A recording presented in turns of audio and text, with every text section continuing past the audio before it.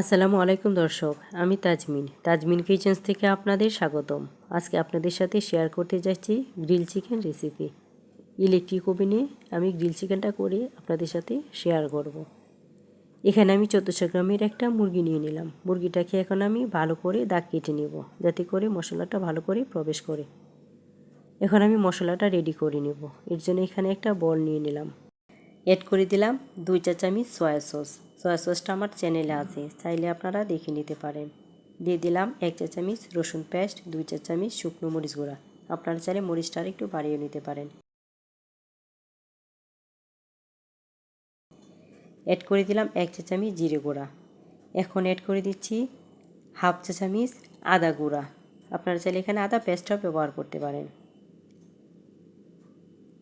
এখন এড করে দিচ্ছি 1 চিমটি এলাচ গুঁড়া। এখন এড করে দিলাম হাফ চা চামচ ধনিয়া গুঁড়া, হাফ চা চামচ দারচিনি গুঁড়া। এড করে দিলাম 1 চা চামচের মতো সরিষার তেল ও স্বাদ মতো লবণ। সবগুলো উপকরণ এখন আমি ভালো করে মিশিয়ে নিয়ে মুরগিটাকে আমি ম্যারিনেট করব। এখন আমি সবগুলি মশলা ভালো করে মিশিয়ে মুরগিটার গায়ে লাগিয়ে নিচ্ছি।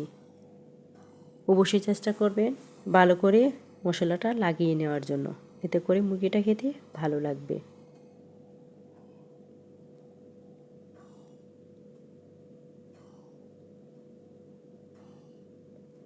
হয়তো আপনারা খেয়াল করলেই বুঝতে পারবেন যে আমি কাজটা কিভাবে করতেছি।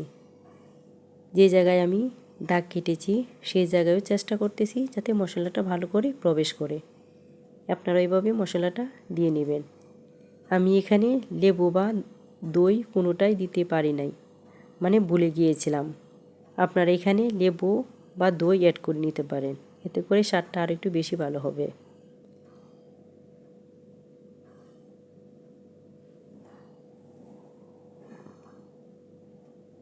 পুরোটা মশলা আমি ভালো করে লাগিয়ে নিলাম।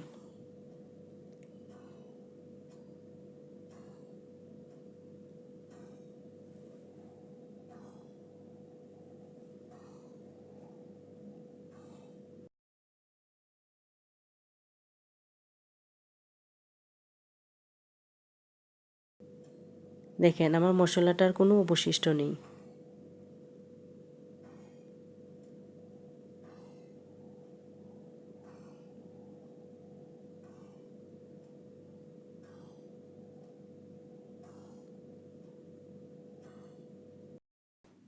আমি চেষ্টা করতেছি যে জায়গাগুলো একটু দাগ কেটে নিয়েছি সেখানে ভালো করে মশলাটা প্রবেশ করানোর জন্য।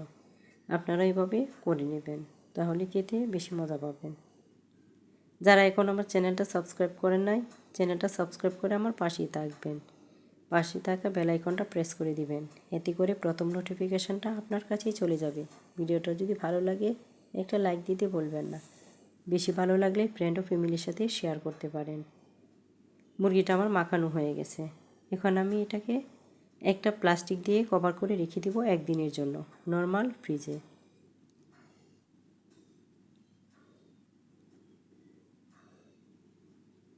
ফ্রিজে রাখার আগে আমি পা দুটাকে একটু সুতা দিয়ে বেঁধে নিচ্ছি।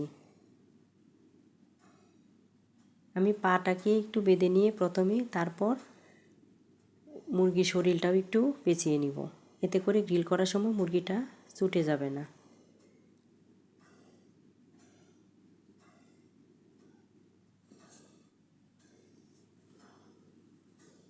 মুরগিটা যখন গ্রিল করা হয় তখন ভিতরে অনেকটা সময় এটা ঘুরে, তাই অনেক সময় খুলে যায়। তাই চেষ্টা করবেন আমার মতো এভাবে সুতো দিয়ে পেঁচিয়ে নিতে, তাহলে আর গ্রিল করার সময় খুলে যাবে না।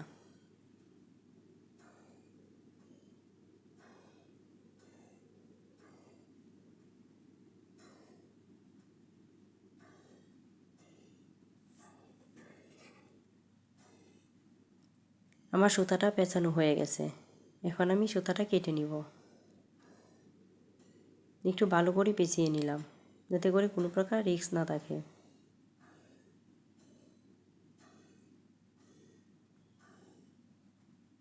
এখন আমি এটাকে কভার করে রেখে দিব নর্মাল ফ্রিজে 12 ঘন্টার জন্য। আমি ফ্রিজ থেকে বের করে নিলাম পরের দিন। এখন আমি এই শিকটাতে মুরগিটাকে সেট করে নেব। যারা ওভেন ব্যবহার করেন তারা তো জানেনই, আর যারা জানেন না তাদের হয়তো কিছুটা হলেও উপকার হবে।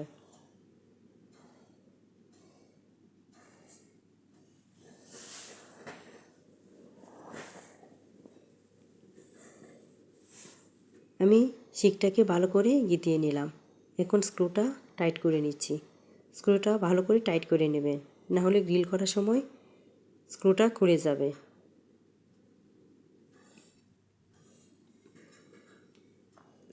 এখানে আমি 1 চামচের মতো তেল নিয়ে নিলাম। এখন এই তেলটা আমি গ্রিল করার সময় 10-12 মিনিট পর পর অ্যাপ্লাই করে নেব। আমি শিকটা সেট করে দিলাম। এখন আমি ক্লোজ করে অপেক্ষা করব 40 মিনিট। 250 সেলসিয়াসে দিয়ে 40 মিনিটের জন্য অপেক্ষা করব। 40 মিনিট পর আমি এটা চেক করে নেব। যারা আরেকটু কালার করতে চান, মানে কালো করতে চান, তারা আরও কয়েক মিনিট রেখে নিতে পারেন।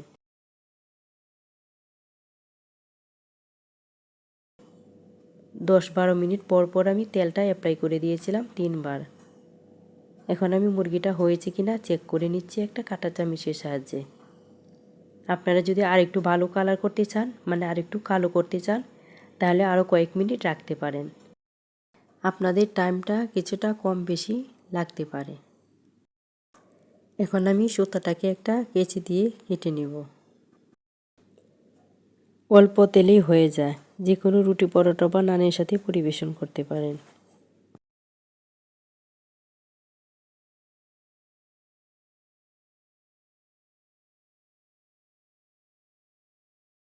আমি আপনাদেরকে একটু দেখিয়ে দিচ্ছি।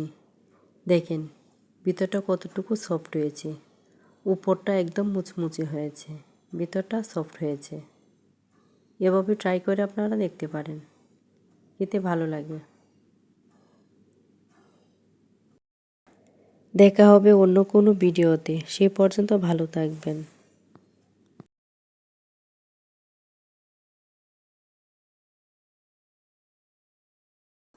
আসসালামু আলাইকুম।